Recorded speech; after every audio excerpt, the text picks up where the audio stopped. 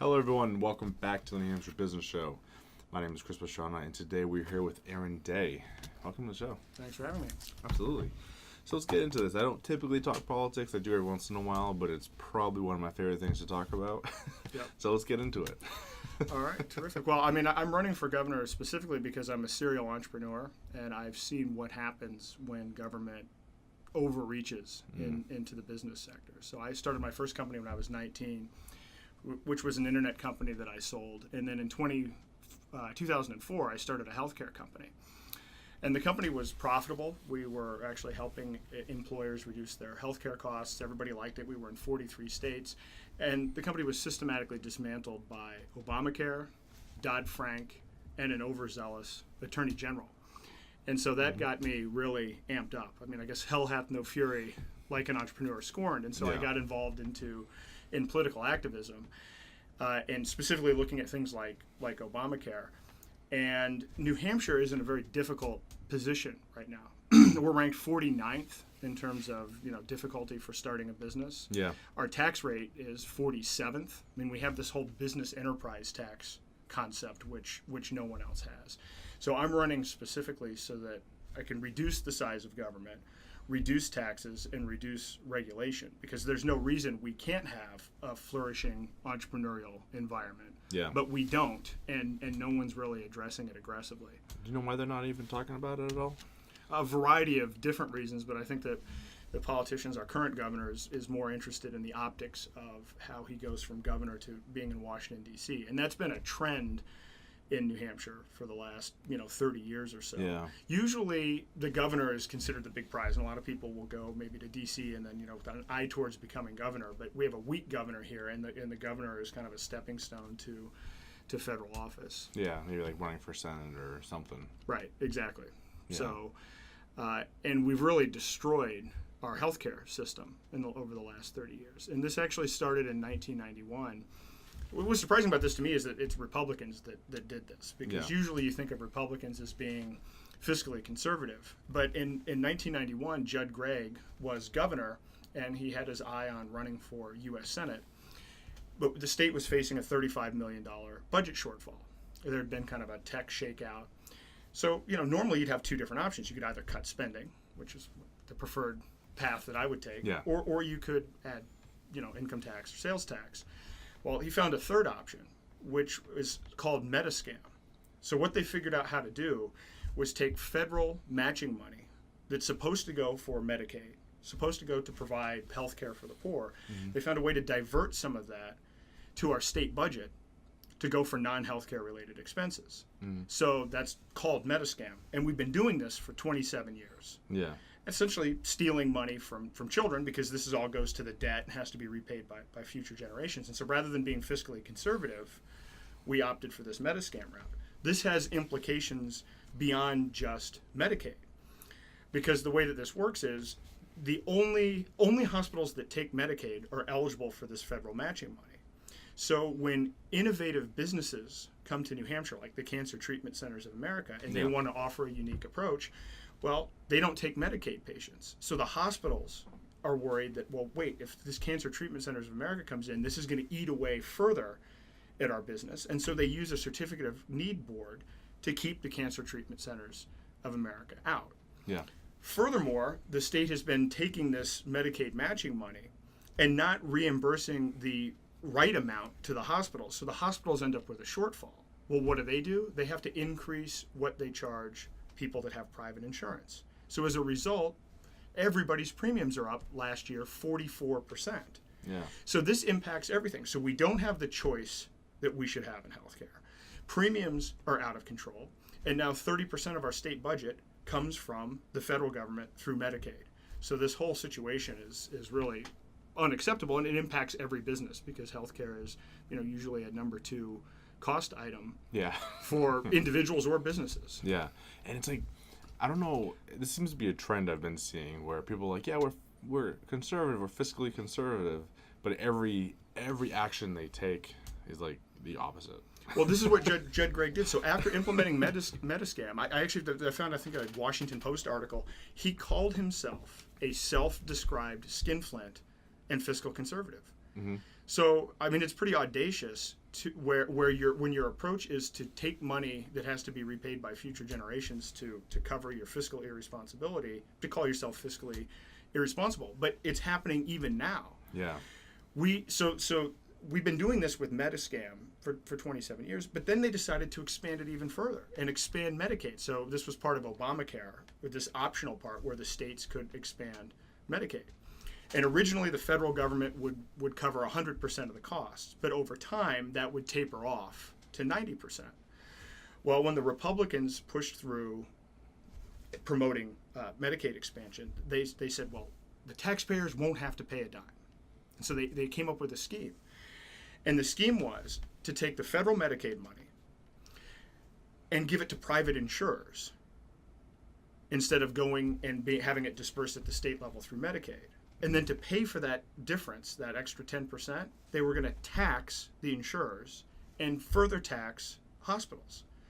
I mean, that's a ridiculous idea. Well, it turns out that plan was found by HHS to be illegal. So that evaporated. So as recently as this last May, we were looking at losing all $400 million a year of the expanded Medicaid money. So what did they come up with as a solution? A 5% tax on alcohol sales. So this is literally the scheme that they came up with. And they went out and said, the opioid crisis is a problem. And if we don't expand Medicaid, we won't be able to treat people that are suffering from opioid addiction. So their solution is to tax alcohol, which is actually a bigger health problem in New Hampshire than the opioid crisis. Yeah. Only the government could come up with something like this. In the free market, if you're working on a business, you would never come up with this kind of construction of incentives. Yeah, because like you said, there's, for whatever reason, I keep coming back to this fiscal conservative thing where it's a pretty easy idea to understand a budget. Yep. And to put one together. But the government just can't do that. And I don't get how people can, I guess, separate just the general idea of having a budget and following it to compare to what actually happens. Like, it's insane. Well, I mean, so here's an idea. So let's say that an average family of four has a $50,000 a year budget. Yeah. And imagine that you have a new kid comes along. So now you have a 5-person family, and all of a sudden the budget increases to $500,000 a year. Yeah. That's what's happened in the state of New Hampshire over the last 30 years. Yeah. We've actually increased spending by a factor of 10, even though the population has only grown by 18%. That is how out of whack this has become. Yeah. We haven't controlled spending at all. Spending has increased 30 times the rate of population increase. Yeah. And so it's just not sustainable. But again, so what's the solution? The solution is, well, we can't have an income tax or a sales tax, so let's take federal money from Medicaid. Let's become more tied to the federal government. And let's add to the federal deficit. And then we'll call ourselves fiscally conservative. And it only ends one way. I mean, this has been tried in the past. In fact, if you look at, there's this economist, Martin Armstrong is his name, and he came up with a bunch of different models. He actually hired 250 people to go back and look through 6,000 years of coins and currency prices. And what he found is that every society, every nation goes through a predictable phase. You know, the people in charge, end up trying to provide more services and kind of, bread and circus, buy off the votes. And so you actually see the currency being debased, so the amount of money, like the British pound has lost 99% of its value. Yeah. Since inception. So this happens in every society where you give away more entitlements and then eventually you either collapse or you go to war to fight over resources. That inevitably is the case. We're not doing anything different here at all. It's exactly the same playbook, and it only goes in one direction. Yeah. And it's literally the talk of, you said war, which becomes more and more common. Well, it is, and now we're doing trade wars, and which so I've seen interesting arguments on this. I've seen people say, well, we need to have these trade wars, and I said, oh, well, does that mean that New Hampshire should have a 10.25% sales tax because that's what Chicago's is, and it would be unfair if we had no tax rate and there's a 10.25% sales tax in Chicago. Of course, everybody laughs at that. That sounds ridiculous, but that's essentially what we're doing with the trade wars with other countries, and so we're gonna that will have a negative impact. Yeah, because it removes that that incentive for coming here. Like, I read in the newspaper, it was actually very recently, that New York and Vermont had an issue with New Hampshire because people were coming here to buy alcohol to go other places because there's no tax, Yeah. you know? And they were getting upset and they were, arresting people and, all that stuff. And like, well, if I was in any of the other states, I'd be like, well, why are people driving hours and hours and hours to go to New Hampshire? Well, the taxes are less. Well, if we want to increase our own business, well, let's look at our tax rates, Yep. But you lose that in that type of environment when everyone just starts raising their prices ridiculously. Yep. Yeah. Yep. You do. I mean, it's pretty obvious. This is pretty well documented. If you tax something, you get less of it. Period. Yeah. I mean, this is always the case, and Yeah. and yet at the same time, here we are over and over again. So the solution is just low taxes across the board, low regulation across the board. The government shouldn't be picking winners and losers. They tend to only pick losers. And if you do that, consistently low taxes, low regulation, and a small government, you'll have a flourishing society. That's the direction that we should be taking. But boy, we've got a mess that we have to unravel. Yeah. From the last 30 years. Yeah, and I was talking to my last guest. He owns like a music store out in Derry. So I don't know how we got into politics, but we were talking about government overreach and stuff like that. And it's like that every time when the government gets involved, the system just, I don't know what happens to it, but a good, strong, healthy, open market just crumbles once the government's involved. Like it's crazy, from health insurance to, I don't know, music apparently. Yeah, I mean, everything. And the problem is that the two political parties have essentially just become collections of special interests and protected classes. And what they do is they use our own money to pit us against one another, to build coalitions so that they can stay in power. Yeah. And so what ends up happening, whether it's energy, healthcare, no matter what the issue is, we get presented at the end of the day with only two solutions. But the reality is what we're missing out on are the opportunities, which are essentially everything else. I mean, we shouldn't be just presented with two opportunities. There's unlimited potential in the marketplace. Yeah. And so, but this is the direction that it goes in. And so we have to deal with it directly. And I'm hoping that there's an opportunity to build a third party movement in the state of New Hampshire. I think there is. Because New Hampshire is one of those, it seems to be an odd place where at least libertarian ideas seem to be fairly strong. People might still rally behind the D or the R, but the ideas themselves are very libertarian. Yep. So if you could like shake that tree to get them to like kind of fall out of it and realize that there's a better option that's kind of more aligned with what you want anyway, there's probably a pretty strong, position to be made there. Well, I think you're right. Actually, if you look at the voter registration, there are more undeclared voters than Republicans and Democrats. Yeah. And so New Hampshire, it does have, I wouldn't say they necessarily identify with the Libertarian Party, but you're right. I've actually seen the data as to where people are in issues. 30 to 35% of the people in the state identify with Libertarian positions. Yeah. But the problem is the two parties will do anything that they can to keep a third party out of contention. I ran for office. I ran for U.S. Senate in 2016. And running as an independent, I had to actually collect signatures to get on the ballot. So I had to get 3,000 verified signatures, 1,500 from each congressional district. And that was a nightmare because, the Republican Party didn't want me in the race so badly that they actually sent right-to-know requests to every town clerk in New Hampshire requesting that they get a copy of every petition that was sent in so that they could scrutinize those and keep me off the ballot.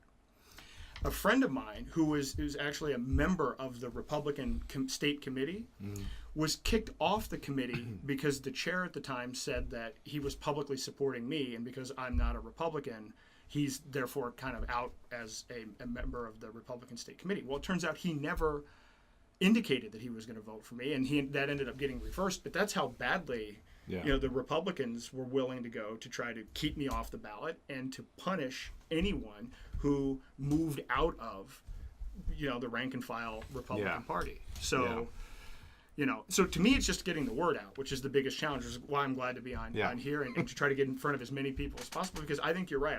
I think people, even when you look at the election, presidential election in 2016, Republicans voted for anti-establishment is what they voted for.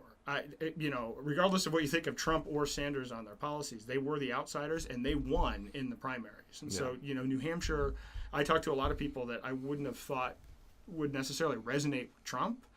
And they said, look, we just have to burn it down, from within the Republican Party. They just said, look, we're sick of the cronyism. We're sick of the way it's this top-down structure that's been running the same way. And so there's a big spirit around that idea of breaking down the establishment on both sides. Yeah, and it's very now that you bring up burning it all down, it's just very weird because that's what everyone always says. They're like, we want to get rid of so much of the government like oversight that's just kind of taken over everything, but at the end of the day, they're also afraid to do it.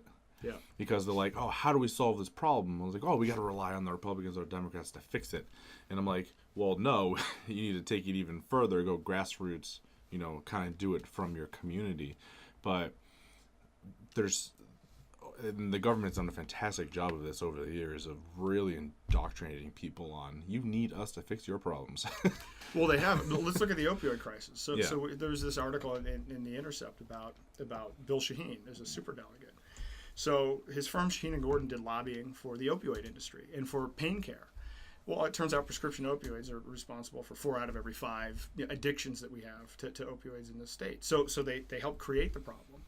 And then they have tried to use Medicaid to fund these treatment centers as the solution. So every step along the way, the politicians are making money, the lawyers are making money, lobbyists are making money, but the drug treatment hasn't worked. There was an article in the Union Leader today about the fact that all of these treatment centers have this money, but they've done an audit and they don't have any internal controls. There isn't any evidence that this stuff works. And the people that are running the treatment centers are complaining, look, trying to get money out of Medicaid is impossible. The billing systems are impossible to deal with. There's all this red tape. We don't know how to solve the opioid crisis, right? We don't have a solution. But what that says to me as an entrepreneur is that we need to experiment. Yeah. Well, Medicaid doesn't let you experiment. They say you can only use this money on this subset of things. And in fact, mostly what it entails is substituting one drug for another drug. So you can, if you're on heroin, well, now you can try Suboxone or methadone. And then, we've got Narcan. So the solution is out there. We don't know what it is, but we're preventing people from exploring what it might be. Absolutely. So kind of a personal story. My brother was a heroin addict for a long time. And have you ever heard of his mansion out in Hillsborough? No. Okay, so very, very controversial for the government because they monitor them kind of heavily. But so it's essentially a working farm. Okay. Where people go there. It's a rehab place, but it's also very religious based. But it's a working farm, so the people that go there to get over addiction, they do like Bible studies and stuff like that. They work the farm, and it's a year long. And by the time you're done with it, you've done a lot of counseling because they do a lot of internal counseling and all that type of stuff, and they work. So it almost gives them another purpose because while they're there, they're farming and they're doing old school work. Right. And from what I've heard, it has phenomenal results. My brother is better than he's ever been because he's finally clean. And so I'm not so big on the religious part of it, but the idea there are other solutions that kind of work, and they do pretty well. It would create its own problem with you could say slave labor or whatever, but there's things to be looked at as far as how it works, but there are systems that work phenomenally better that aren't funded by the state. Well, I'm glad you brought that. I'd like to visit that actually, because I'm sure this is something the government wouldn't fund, and it wouldn't surprise me that it's the kind of thing that they try to shut down. Yeah. I was talking to somebody that's worked in treatment centers, that's worked with the homeless and everything else, and you may remember they had that homeless camp in Manchester that they cleared everybody out, and they had to bring in a hazmat team to clean up the place to the tune of $85,000. Yeah. Well, somebody that I met said, well, look, this is ridiculous. Why are we spending $85,000? I could pay, there are people that are on welfare. By the end of the month, they're running out of money or whatever. Pay them $2 each to pick up a bag of trash. And she actually launched this. I just saw a picture of it, and they successfully did a round of this. She funded it out of her own pocket, but for a really small amount of money. But of course, as she's been trying this, the cops come in and the cops intervene. You can't do that. You try to feed a homeless person and you don't have a permit, you're not all specially licensed, you can't do that. And so government creates problems, subsidizes solutions that don't work, and then bans voluntary solutions. Yeah. And so we've got to fix this. And I'm fascinated by this. I'm going to look into what you mentioned. So I'm hoping that me running is focused on a very small subset of issues. In fact, I wasn't going to announce this till tomorrow, but I'll mention what it is. I'm putting together a contract with New Hampshire. Our state is in dire financial shape. Yeah. We've increased spending, tenfold. Again, every budget cycle, it's some scam to pull money from somewhere. We're always teetering on the brink. Yeah. And we have two major problems. We have a pension system that is $5.5 billion unfunded. And then we have this Medicaid expansion, which is now 30% of our entire state budget, and it's destroyed the healthcare market. So I'm running, and there's not much the governor can do. A lot of people think New Hampshire is probably the weakest governor in the country, and so a lot of people look at it as, this is like the president, or like being the CEO of a company. It's nothing like that. We have an executive council that oversees all of the decisions. I can't even fully appoint my own cabinet. Veto power is the most important thing that the governor has. So I'm running to accomplish very specific things. One, I will veto any budget that increases the size of government, and I will veto any tax. But the other thing is, unless I get a bill that repeals Medicaid expansion and moves our pension system from defined benefit to defined contribution, I will literally veto all other bills. It's because these are the big existential problems. And then beyond that, I will support bills that give power and resources back to the people. So if it's something that gives them their money back, reduces regulation, or that protects individual rights over special interests or protected classes, those are the kinds of things I'm going to support, because I think our people can solve things voluntarily at the community level, the family level, business level, far better than what the government has been able to, frankly, screw up. So that is the gist. So that's an open playbook. That is exactly what I'm going to do. Yeah. And if those things are accomplished, I won't run for re-election. I don't want to be a career politician. I don't want, I don't even want to be running right now. But frankly, as a serial entrepreneur, I realize if you want to try to innovate in healthcare or any real important big sector, you can't do it here. Your hands are tied, and the taxes and everything else are too burdensome. Yeah, because I get into this conversation a lot because on this show I talk to a lot of entrepreneurs, I talk to a lot of businesses, and so the question always comes up of how do we fix all of it? How do we fix New Hampshire? And because for all the bad things, it's got a lot going for it. The business community is very tight with each other. Like, we all know each other. Yeah. It's only, like I always say, from Concord, it's only an hour to any border of the state. Right. So there's a lot of people who know each other. We're very tight. So we're always trying to work to fix it. Now I have some of my own ideas, and I hadn't thought about running for office yet, but I might have it eventually. But I would do it. We need pro-business people involved in, and I would say it's organizing around. There are a lot of business groups that end up just fighting for their own crony interests, which is problematic, because obviously, government money being diverted in one area closes off other opportunities. So I think if we were focused on just getting the government out and pushing away these regulations, that would be one thing. But we also have to do something. It doesn't affect this gubernatorial race, but local elections are absolutely critical. Property taxes here are out of control. Yes. And when I mentioned the issue about the reason I picked on pensions and the healthcare thing is, again, these are the biggest chunks. These are the things that if we don't fix them. But if you look at property taxes, 56% of property taxes go to public schools.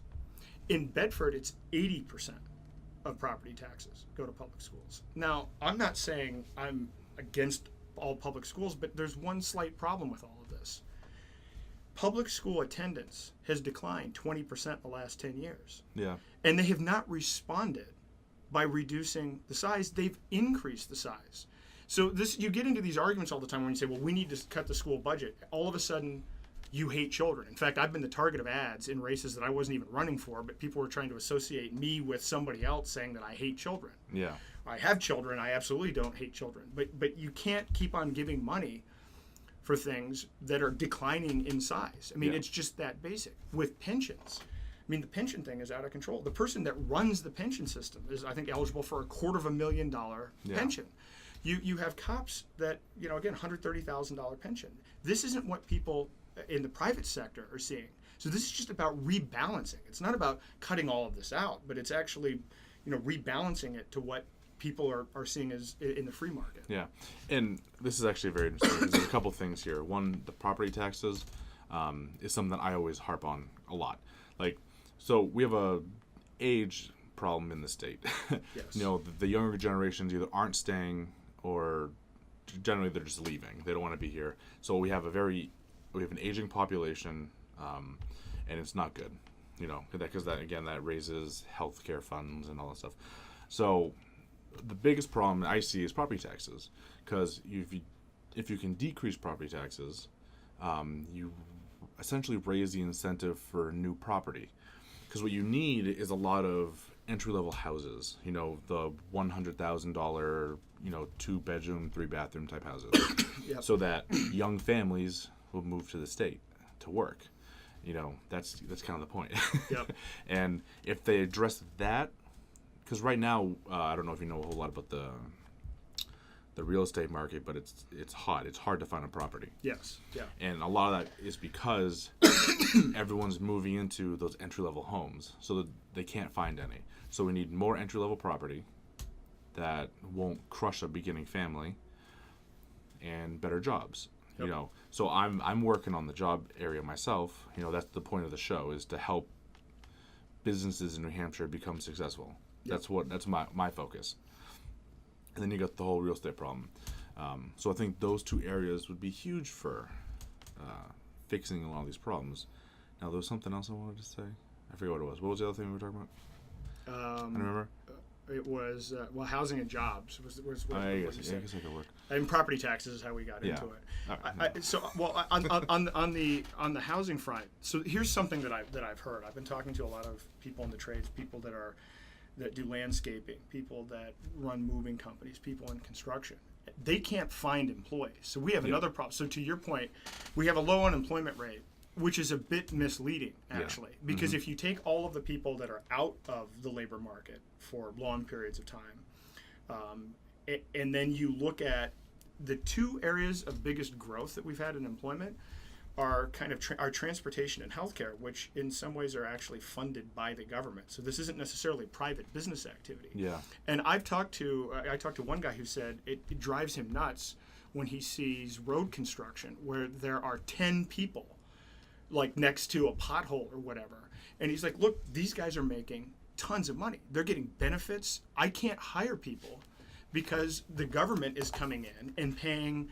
Well, the government is coming in and funding these construction projects, which is taking people out of the labor market. And so I'm hearing now about builders that want to build and literally can't find the people to do the construction.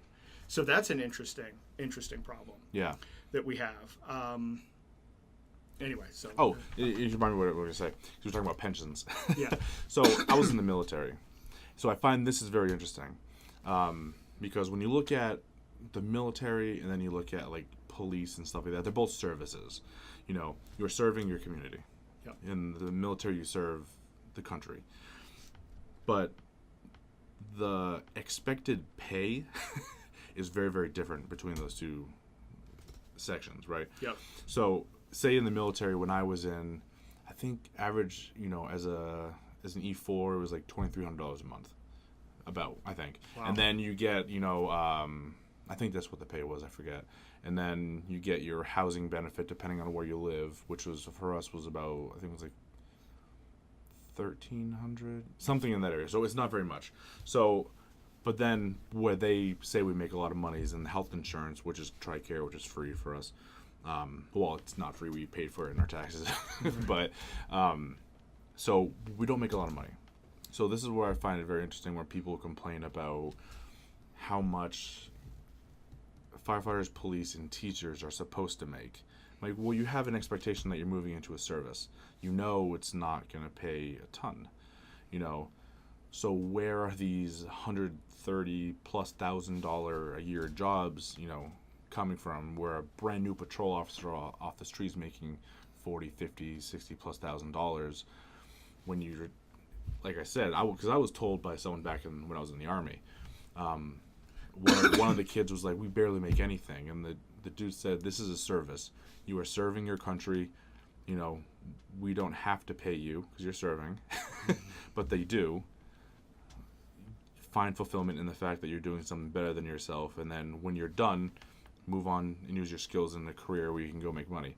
So I find it, again, like you said, I find it very odd how much these people are expecting to make on the outside. Well, and retiring at 53, and then what's even more challenging is then they go and get additional jobs. People with 2 and 3 pensions. Yeah. So that's the part of it that's gotten out of control, and other people just don't have access to that. So yeah, I mean that is a problem, and it's completely unbalanced. I was listening to something about Manchester, and they were saying that the teachers are working 170 days or something. Like the number of days isn't even what was originally anticipated. And this stuff at a local level just gets passed because people don't engage in local politics. I mean, in fact, if I would say anything outside the gubernatorial thing, is people need to get involved in local politics. These local races have 20% turnout or lower. So you can make a big difference by getting involved, because this is where these contracts are getting negotiated. Yeah. This is where the teacher contracts and everything else, and people just, they aren't paying attention and they're not showing up. And so this is why property taxes are the way that they are. And then oftentimes you don't even find out about it until after the fact. Yeah. And I don't like the incentive. I mean, the law enforcement side, I think the war on drugs has been a problem and a mistake. And so that's part of the reason. I mean, if you got rid of that, you'd actually reduce the number of people in prison. You'd reduce the number of prison guards that were necessary. You'd reduce the number of police that were necessary. But you get a lot of resistance and pushback, which is why I always thought, like, politically, I thought the Democrats were against the war on drugs. But yet when Hassan was governor, she was kind of pushed by the police unions to reject criminalization of marijuana, which was just surprising, because you had Republicans passing decrim, and then the Democrat governor saying no. So, the whole war on drugs thing has been just a mess across the board. And as a libertarian, I have some controversial views on how to handle that. Yeah. But I've never understood the ideas that, like, okay, let's look at the problem, and they're like, wow, it's totally not working. Let's add more government to it. I'm like, I can't get behind that, and I don't know why that's everyone's solution for it. It's more government money, more regulations, more this, and I'm like, it's not going to help the problem. Well, it's jobs. I think we've spent $1.5 trillion on the war on drugs. There's this chart, how much we spent over time and the addiction rate. Yeah. And it has had no impact. Yeah. But the thing that's fascinating about it is the History Channel, of all things, did a 4 or 5 part series on the war on drugs, and it is fascinating to see a lot of things that people used to think were conspiracy theories about the government being behind the drug trade, so on and so forth, turn out to be true. Yeah. I mean, the whole crack, epidemic was kind of driven behind the scenes by the government as a way to generate off the books funding for military excursions. I mean, this has now happened, and this stuff is now documented. And so we have to look at this completely differently. But there are a lot of people with pensions and vested interest in keeping things the way they are, and it's a tragic cycle at this point. Do you see, for a state as small as New Hampshire, do you see the transparency in the politics as a problem here? Because it's, from what I've seen, either, I don't know if it's just that people aren't interested and they're not prying, but it all seems very hidden, and there's not a lot of insight into what's going on where it matters. We get the State Integrity Institute, I believe it's called. They rank states and report on states based on transparency and accountability. New Hampshire gets a D-. It's horrible here, and I've dealt with our court system. A lot of dealings in different districts and everything else. There's no transparency within our judicial system whatsoever. And what's problematic about it is the government's not going to fix itself either on this. This is something where, to fix this needs to be citizen driven. I think from my perspective, if you would just put together a Yelp for lawyers and judges that was citizen driven. I'm serious. That would be eye opening. I don't know if you saw, there was recently a Judge Moore, who was from Bedford but was presiding in Nashville. He resigned because he falsified his own evaluations. And so then I looked this up. I'm like, okay, well, what kind of evaluations are these? And so you look at how these judges are rated. So they apparently collect this information, but what they report is the aggregate information. So what you'll see back is the average score for a judge is 3.1 on the dimension of, did they show up for court on time? Was their demeanor, like not issues that actually get to transparency or corruption. They just report on absolute fluff. And so there are all kinds of issues even at the state legislature with conflict of interest. I mean, the issue is you can have a conflict. You just have to, tell people about it in advance, but it doesn't pry you away. There was somebody, Representative Joe LaChance, who was a first-term state rep, ended up being the prime co-sponsor of Medicaid expansion, a multi-billion-dollar piece of legislation. Again, first time out of, how is he the prime, co-sponsor? Didn't really make sense. He's on the board of directors of the Elliott Hospital. How does that kind of thing happens all of the time? Energy. So I don't know if you saw this. EverSource, energy costs going up 19.1%. Yeah. Chris Sununu has taken $50,000 from EverSource. His brothers work on a company called Profile Strategy Group that I believe is affiliated in some way with EverSource.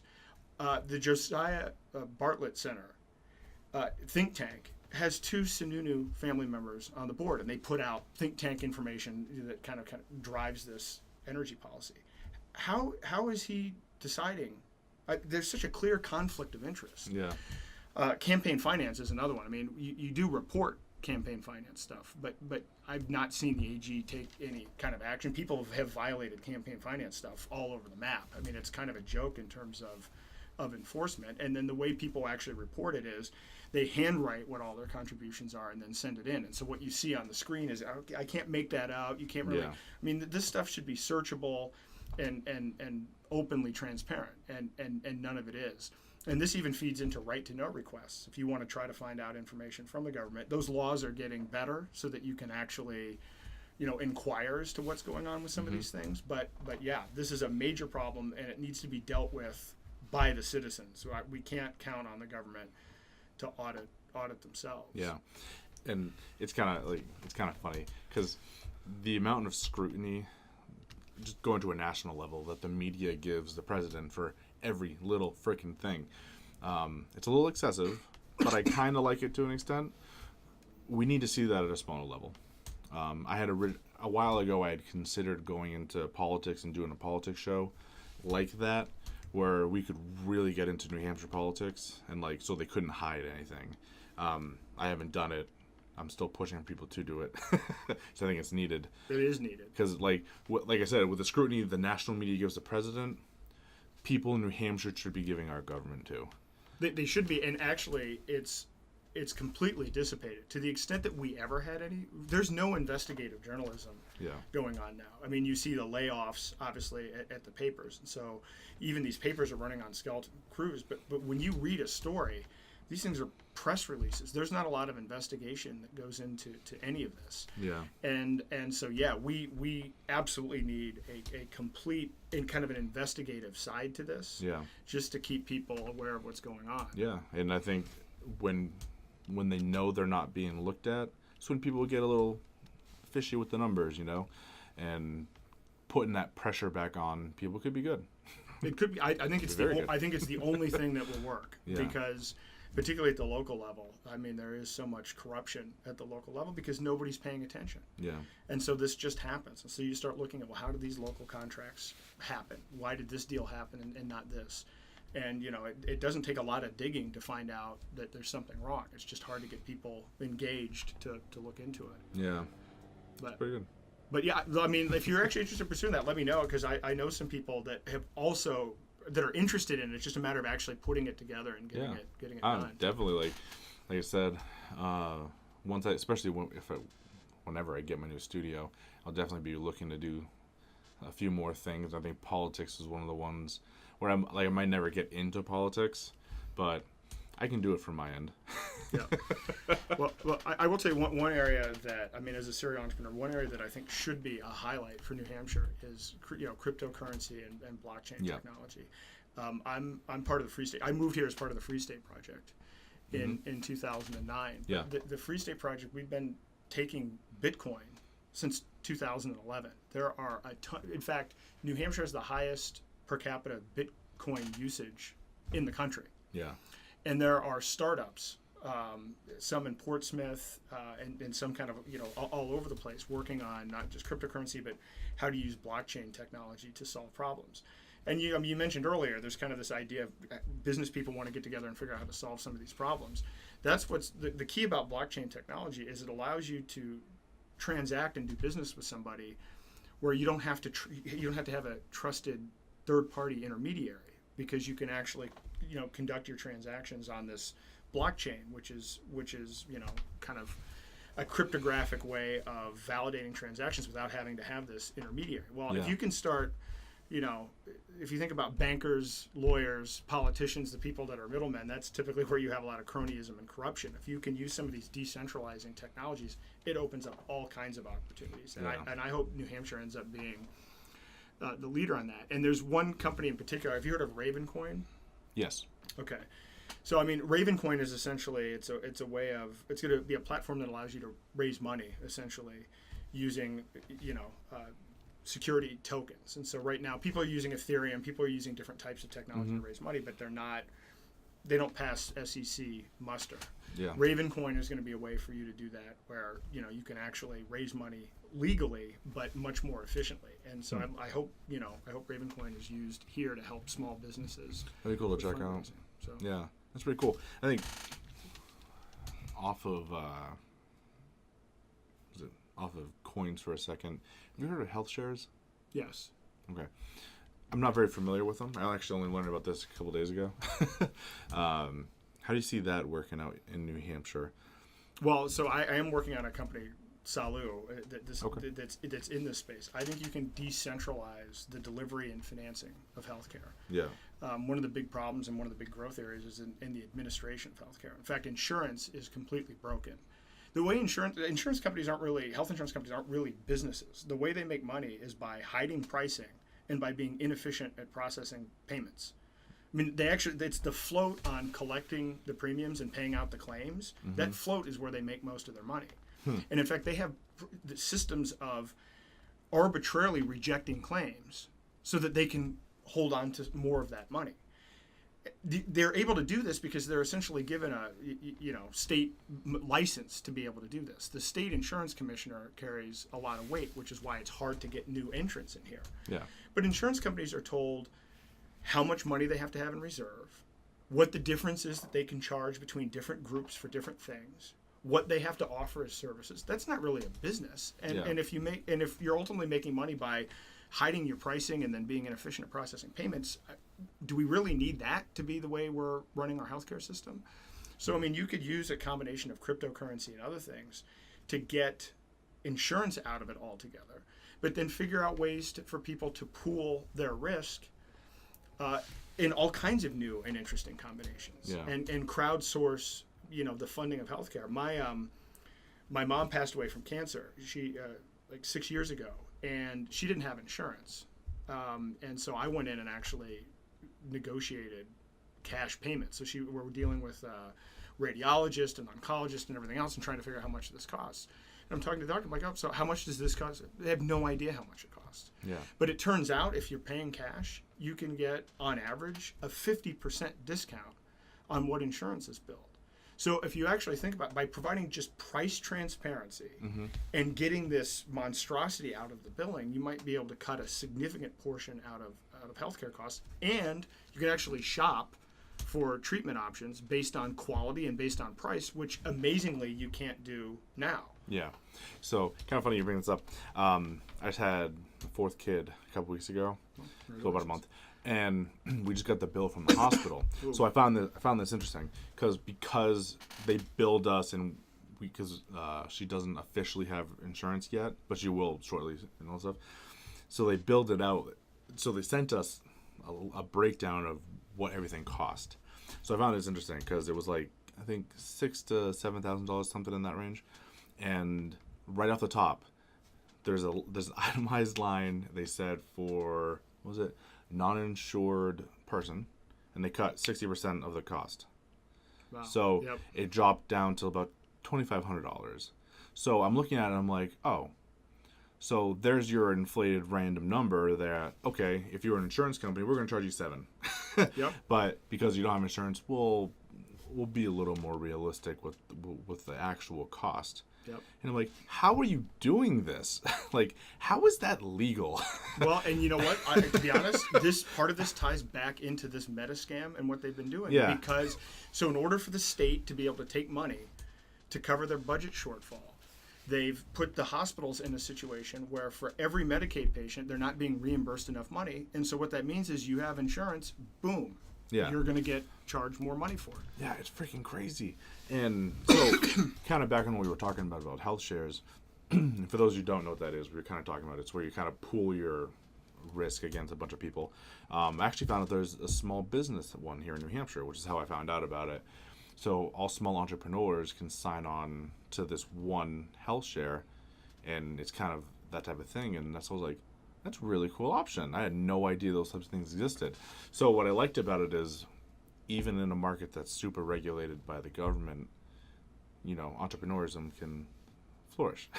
It can flourish. I'd be interested in learning more about that because Yeah. that's something. Cause if you could add cryptocurrency on top of that model too, that'd be crazy, you get more efficiency with payments and everything else. And so Yeah. it is possible. But I'll tell you, what the state will do, they'll use the certificate of need. They will use ways to try to shut that down. Yeah. And that's the travesty in all of this. The travesty is, if you think about healthcare, again, Republican, Democrat, we have these, what are the two solutions that the parties offer? Well, the Democrats are offering Medicare for all, which, I don't know how you take a multi-trillion-dollar unfunded liability and expand it and think that's a good idea. But the Republicans will come in and say, well, you should be able to buy insurance across state lines. Well, the reason we have the health insurance system that we have now goes back to World War II. We had wage freezes. And so this is particularly used by GM. The only way you could entice employees was by offering fringe benefits. And the fringe benefit that they could use competitively was health insurance. Well, 75 years later, we haven't changed from that system. So all the way back to World War II, we now have a health insurance system that's tied to the employer for no other reason than that 75 years ago. So, I mean, can you imagine any other industry that was frozen in time structurally like that? I mean, imagine what computers would be like, or any consumer product if you were stuck into that kind of a regulatory pattern. Yeah. And it's funny you say that because that happens all the time. Like, they institute something and the general population now sees it as no, that's our right. We deserve that, and it just stays. Yep. like taxes, they started charging us taxes way back when, and that never left. And then as soon as they figure out how they can use it to make money, it stays. That's why I'm always on the side of no. Let's not have the government do anything with it, because it's only temporary does not say temporary. Like, as soon as that becomes a benefit to somebody, there are groups that come in that no, that can't go away, and there's huge fights for it. No, there's nothing so permanent as a temporary government program. Oh my God, yeah.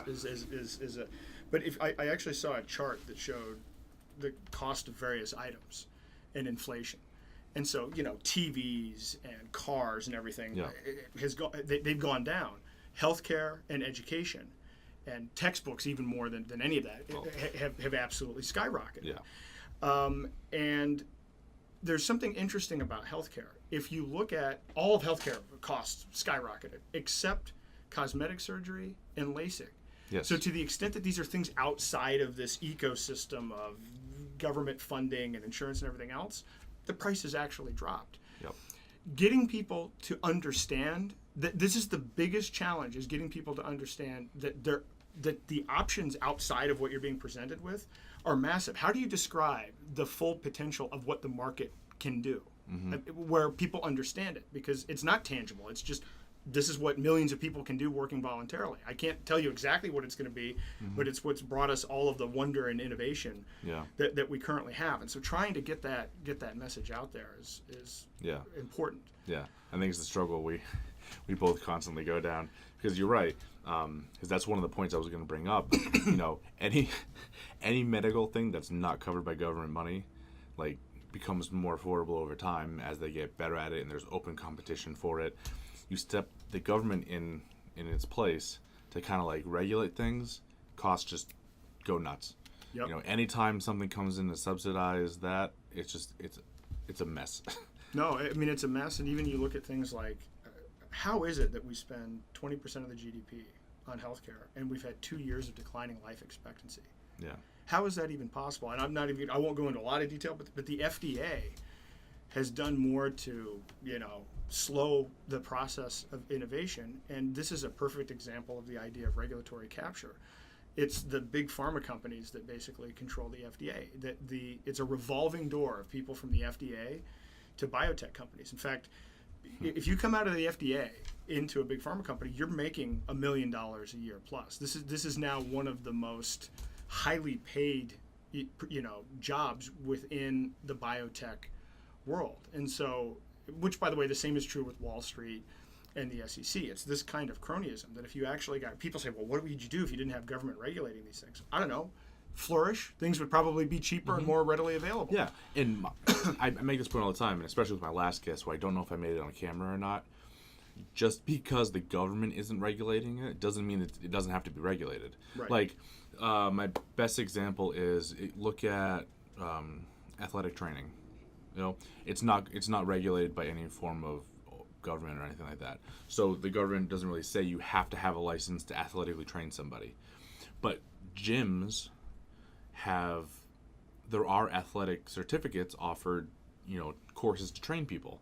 And most gyms will only hire people certified by, those types of institutions.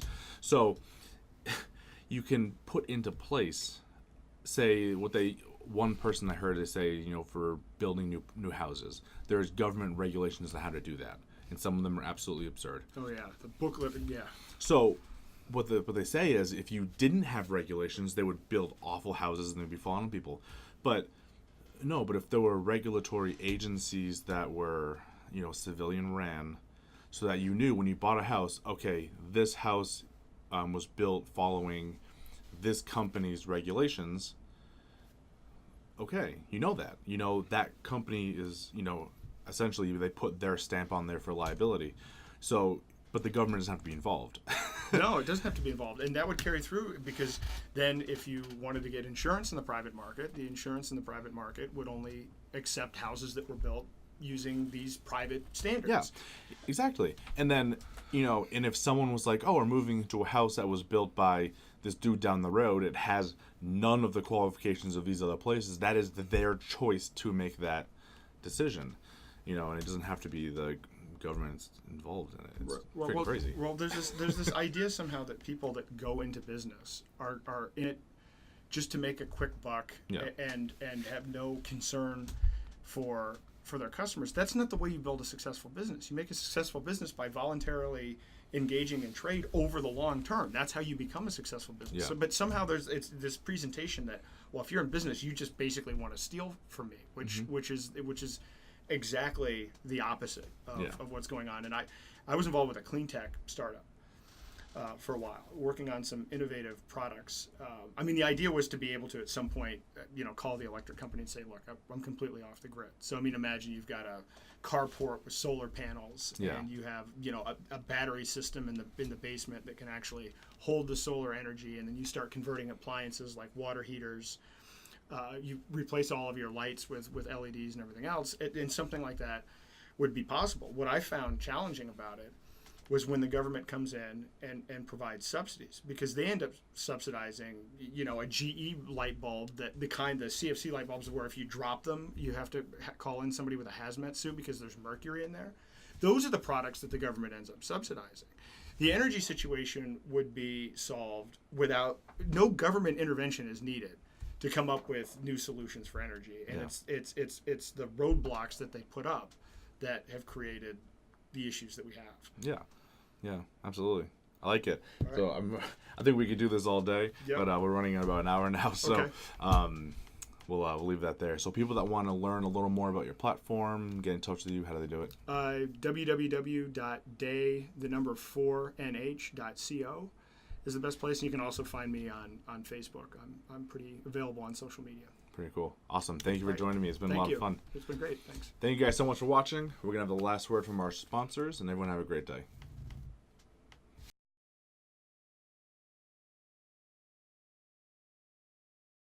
That's it for today, everyone. But it doesn't have to end there. Head over to iTunes, Stitcher, Google Play, or iHeartRadio to get more from New Hampshire's top entrepreneurs.